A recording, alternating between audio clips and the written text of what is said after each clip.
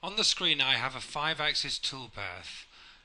Now when I attach the machine tool to this, the A-axis goes positive. And there are times, because I cannot clearly see the part, where I would prefer this machine tool to choose the A negative orientation. So how can we quickly change the orientation of a toolpath without having to recalculate it? We use the edit tool axis method. So I'm going to create a copy of this toolpath. In fact, I'll create 2 copies just to show you using both solutions. So if I activate the first one, edit the tool axis. Now on edit tool axis I'm going to select whole segment and select everything on the toolpath. Select it all.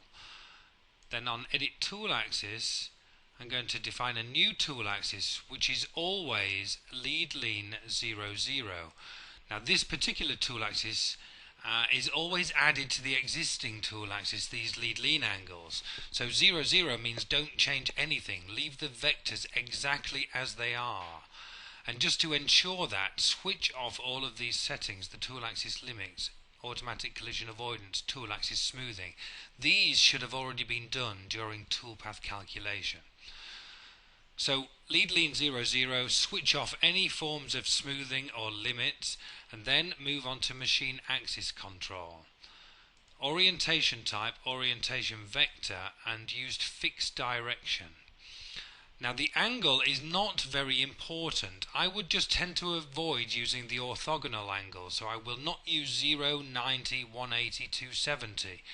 Because if these align perfectly with the y-axis of the machine tool, you will not get both solutions. So just pick a random number. 22 is fine.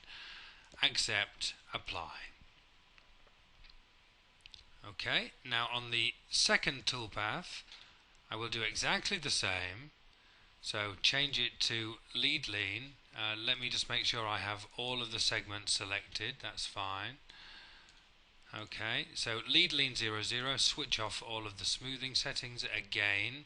Machine axis control, orientation vector, fixed direction. Now add 180 to the angle that you keyed in last. So we're going to make it 202, accept and apply.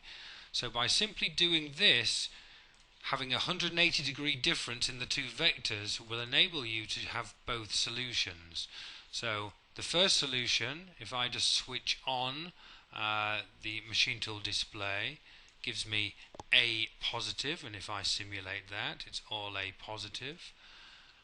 The second solution, if I simulate that, gives me A negative, so it's swung the C-axis around by 180 degrees to give me the opposite solution.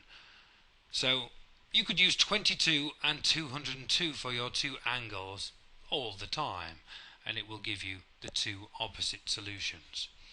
So that could be quite time consuming, so I'll just delete those toolpaths and show you a macro which will operate on all of the selected toolpaths. In this case I'm going to select all of these 3 toolpaths, right click, and then I can have user menus specifically for toolpaths. And I've got a macro to create both 5-axis solutions. So if I just run that macro, and it will essentially do what we've just done manually. It will change the orientation vectors, giving both solutions for each toolpath. So I've doubled the number of toolpaths. If we now look at the swarf toolpath, activate that. Okay, let's look at the machine tool display. So as we move, we're moving towards A negative. And if we look at swarf 2, let's simulate that one. Run the machine tool, and we go A positive. Similarly with this other toolpath. And here it's more important in some respects, because you will see that this machine tool has got limits on it, and we can take a look at the machine tool limits quite clearly by right clicking on the machine tool and looking at the settings, and you will see that the A-axis has got a minimum of -120, a maximum of 30. So this initial toolpath, it's got a maximum of positive 30, so you'll see that as it approaches 30,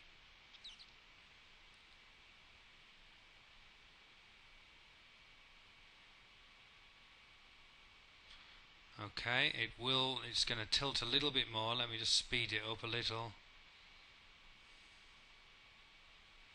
Now it's approaching 30, and it does a retract and reconfigure, which is really quite dangerous. It swings the C-axis round and then plunges back onto the part without any lead-in whatsoever.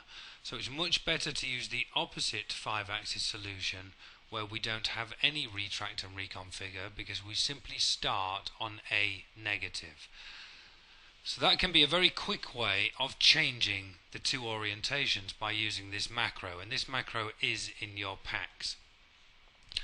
Now, another question which is often asked is collision checking multiple toolpaths or gouge checking multiple toolpaths.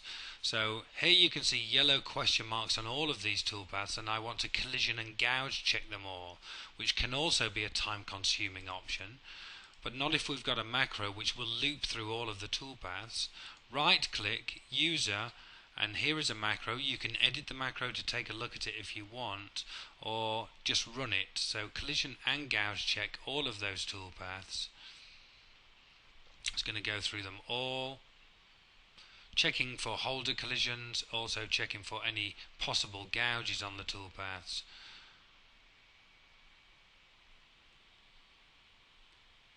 So this is normally a job where the user must sit down and painstakingly go through each toolpath individually, but by using a macro it enables us to very quickly take a look. And there I can see I have a problem on the swarf toolpaths. Okay, so that's something I know I need to check out.